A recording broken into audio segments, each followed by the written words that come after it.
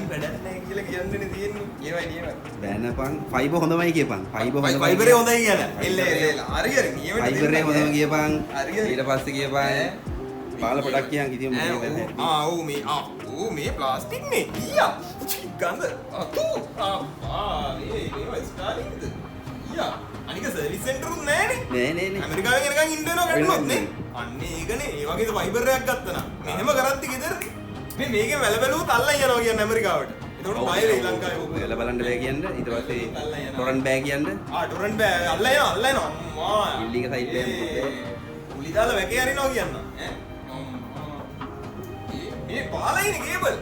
ඔව් කේබල් මේක මේ පිච්චෙනවා මුකුත් නෑ මේ ඒ සත පහකට වටින්නේ නෑනේ. ඈ කේබල් එක කියන්නේ මේකනේ මේ ලංකාවේ අර 2.5 පිටකොටුවේ කේබල් එකක්. මේ පිටකොටුවේ කේබල් නේ.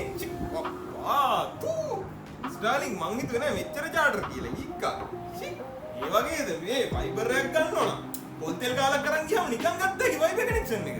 ඔව් ෆයිබර් එකෙන් පුළුවන් ඉන්ටර්නෙට් එක පිස්සුද ලංකාවේ අපිට නේ ඉතින් ෆයිබර් තමයි.